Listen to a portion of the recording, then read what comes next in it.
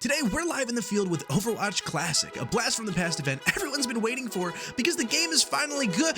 Hey, can you wrap this up? We gotta move. Marvel Rivals is out, and really, I don't think anyone wants to feel bad about this anymore. They're just gonna keep playing it if they're addicted, but like, let's go have some fun instead of kicking the dead horse, yeah? Fine, you're right. Let me just go pack up my stuff.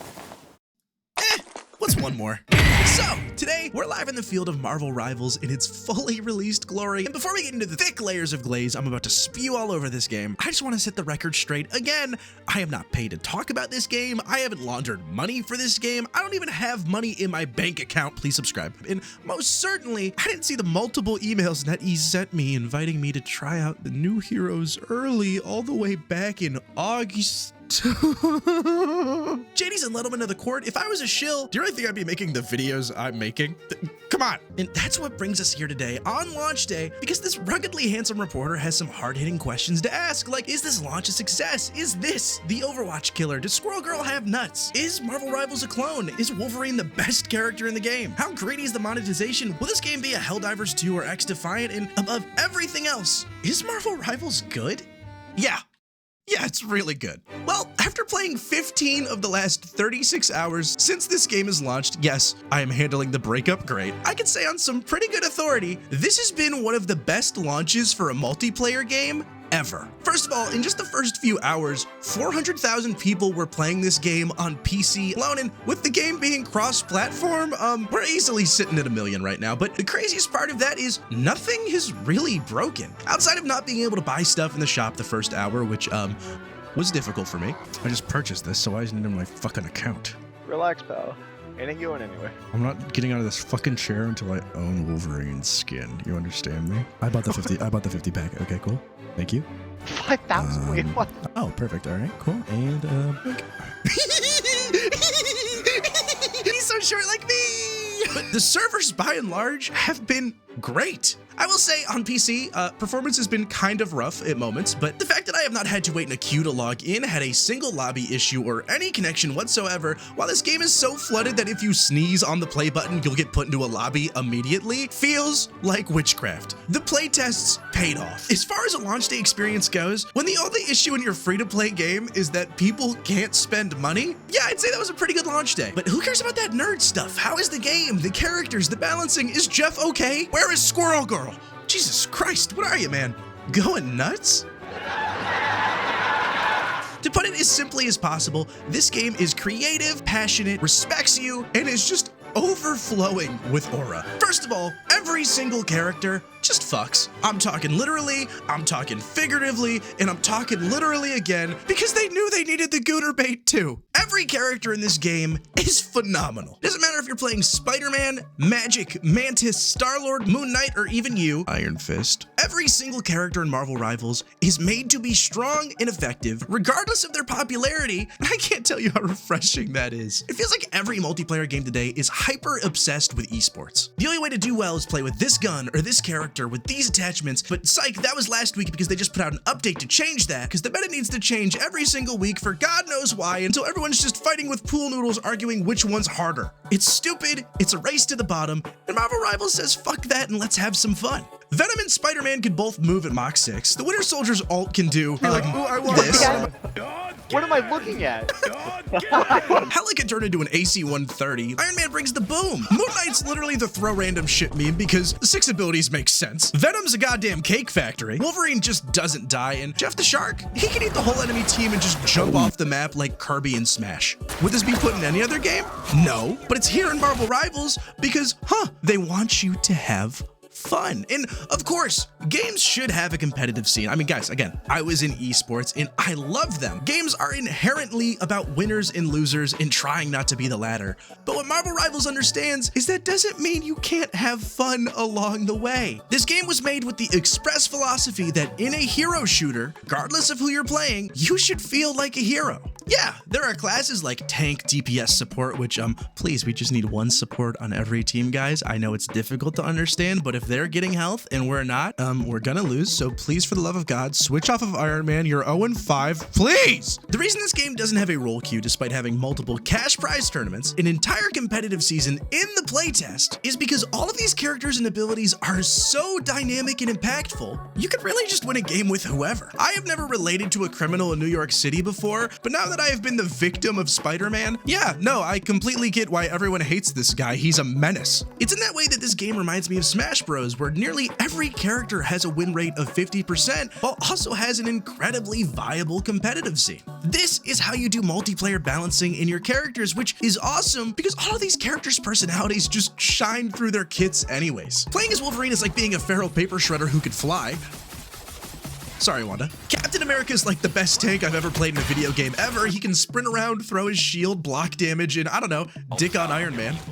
Jeff the Shark is literally just happy to be there from his animations and voice lines alone. I genuinely feel bad for killing him. I'm good. Oh my god, what have I done? All the while, Iron Fist feels like his movement and attacks were just taken from a 2D fighting game. You see that Iron Man over there? Yeah, I could go get him. Almost bowed out. And that's the coolest part about Marvel Rivals' characters. They're not limited by the hero shooter genre at all. Magic plays way closer to a hack and slash DMC Kratos-y character than anything close to a shooter. Her base slashes have combos, but then you hit shift and you can teleport away with the option to do a huge swing or place a demon down to attack the enemy, only to then be able to lunge forward, hit the enemy in the air, and combo them even further. And even Hawkeye, a character you would think would be one-to-one to Hanzo, ended up surprising me the most with one of the most creative kits I've ever seen. First of all, having trick arrows you could switch to at any moment is just hilarious. If an enemy gets too close to you or you want to boop them to their death, you can. Obviously, if your aim is good, you can be a complete monster with this guy, but it's the solution they've done with his ultimate that has me excited for every hero in this game and the new ones moving forward. When he hits his ult, the enemy teammates leave little after images behind of where they move, and if you shoot those, it does damage to the player they belong to, as if he's just perceiving the world faster than everybody else, effectively simulating slow time, all without slowing down anybody else. It's an ultimate ability that's not only true to the character— Hey, Brad, on your left.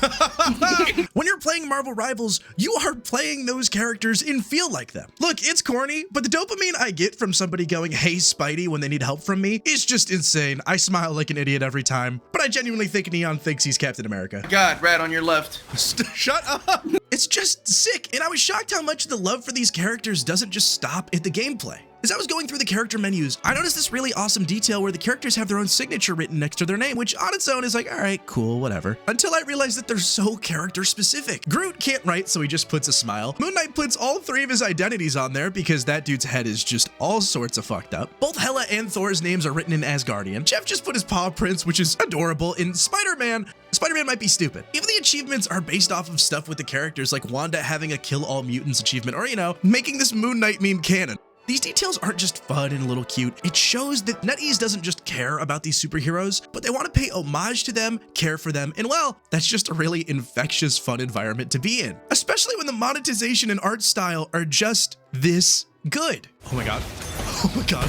Oh, the boom! Oh, shut the fuck up! This game is how you price a free-to-play game. No locked heroes, just cosmetics, and a battle pass that if you buy, lasts forever. And oh yeah, since this is season 0, the battle pass is $5, not 10. Deep Rock Galactic, I can't thank you enough for your influence, man. Rock and Stone for life. The very fact that this game has 33 characters on launch and everyone I know has at least 20 characters in mind they want added to the game is already insane in itself, but the well they can pull from for skins for each individual character is actually asinine. This game is gonna make $1 billion off Spider-Man and Wolverine skins alone because this skin is perfect and I can drop down as all 3 Spider-Man or be Bagman? Are you kidding me? Now, I will say this isn't a perfect system. The only way you progress in the Battle Pass is doing daily and weekly challenges, and since progress in Battle Pass is unlocked with this purple currency you also unlock stuff with, they have it that your balance of those resets every season, which part of me gets because they don't want you stockpiling a bunch of coins and getting the whole battle pass for free. But at the same time, if those are my coins and I earn them, why are you taking them away from me and what's the big deal? I do think this system is more fair than it sounds. You can still do all of these challenges in the bot lobbies, which is sick. And it's a free-to-play banger game with free-to-play heroes. There is going to be a catch in the form of a grind somewhere. This was a conversation in the playtest, and they added more XP to the challenges. So I don't know. We'll see how I feel about this in like a week or two. But back to the shop. The very fact this game is third person, so you can actually see your purchase too, is a huge bonus. But the art style itself just lets them do so much cool stuff. I am so tired of photorealistic graphics, and this game just proves we don't need them. They don't work. It didn't work for Concord. It most definitely didn't work for the Avengers. One looks like cosplay, the other one's a work of art, and it just makes everything work so much better. The fact that your MVP screen can be your favorite scene that character's in or reference an iconic comic book moment is so sick, and the art style just elevates that completely. There's a reason Overwatch went for a Pixar look, and all right, we said the word. The Reinhardt-shaped elephant is in the room. Let's talk about it. Is this game an Overwatch clone? No. Look, I understand Overwatch has been the top dog in the hero shooter genre for almost 8 years now, and it's easy to forget this game's history and inspirations, and it's very easy for other people to say, oh no, well, Overwatch 2 ripped off TF2. Guys, you're both being stupid because games more than any other genre are inherently iterative. That's how this whole industry works. Yes, some characters on the Marvel Rival roster 100% take inspiration from Overwatch archetypes, characters, and kits. But surprise, surprise, almost every single character on the Overwatch roster is inspired by characters from a bunch of other games. And that's fine. That's how games work. It's where the phrase steal like an artist comes from. I am a Martin Pants, Nakey Jakey, Funhouse, Dragon Ball Bridge knockoff with some of the shoddy cast music choices. But because I took those things and put them into a new thing, this channel, hopefully, feels like a breath of fresh air on the platform, and so does Marvel Rivals. Yes, this game is a hero shooter where you either capture a point or push a cart, but the similarities stop there. The game is third person. There's a focus on melee combat. Everything is faster. There's practically no one-shots outside of ults, and frankly, this game is just building off the mistakes it saw Overwatch made, and honestly, after coming off 2 weeks of Overwatch Classic before filming this, yeah, that was actually a scrapped video at the beginning. I also completely get this sentiment that it feels like a ripoff because this game just feels like more of a sequel to Overwatch than Overwatch 2 ever was. In playing Overwatch Classic, I was reminded of how chaotic and sporadic and powerful you felt in the early days of Overwatch. It was a complete clusterfuck. Hanzo could one-shot tanks. There was no role queue. They were dropping character trailers every other week. It was a game about having fun, getting in the chaos, finding strategies, and being excited to be these characters. And all Overwatch Classic did was remind me how far away they've gotten from that vision. All while Marvel Rivals is just building on top of it. To be honest, Marvel Rivals is the sequel Overwatch deserved. This is a game that released polished, fun, and respects not only the characters it's using, but the gamers who play it, and I can't say how refreshing that is. I don't know if this game will last, if the balancing will get crazy, or they do some random fumble like Helldivers did, but what I do know is that right now, at this very moment, it is phenomenal, and I don't think you can really ask for more than that. If 2024 has been anything, it's been a year for games like Marvel Rivals. Games with no bullshit, no squeeze, clear communication, no cut corners, and above everything else, just being a place for the homies to have fun because people like playing good games. Huh, who would have thought? Man, it's crazy. We went an entire video without mentioning Halo. No. Leave me